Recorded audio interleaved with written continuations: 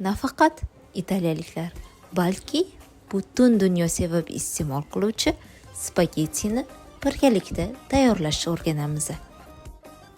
Ishimizni birinchi bo'lib 4 dona piyozimizni maydalab to'g'rab olishdan boshlaymiz.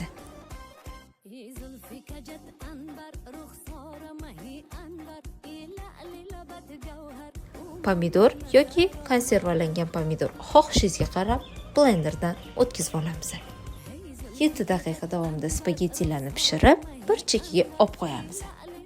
Qizib turgan yog'imizda birinchi bo'lib farshimizni paprika hamda murch va oz miqdorda tuz solib, yaxshilab qovurib olamiz. Ketidan piyozimizni solamiz va ikkalasini yaxshilab qovurishda davom etamiz. Endi navbat pomidorlarni ham solib, birgalikda yaxshilab qovuramiz va tabga ko'ra tuzini tekshirib tuz hamda 1 choy qoshiq shakar hamda uni ketidan tabga ko'ra xohlagan boshqa ziravorlarni solib, yaxshilab qovurishda davom etamiz. Qovurib bo'lganimizdan so'ng 10 daqiqaga ustini yopib dimlab qo'yamiz. 5-6 daqiqadan keyin ustini ochib, chesnoq hamda zeli solib, yaxshilab aralashtirib, yana ustini yopib 5 daqiqaga dimlab qo'yamiz.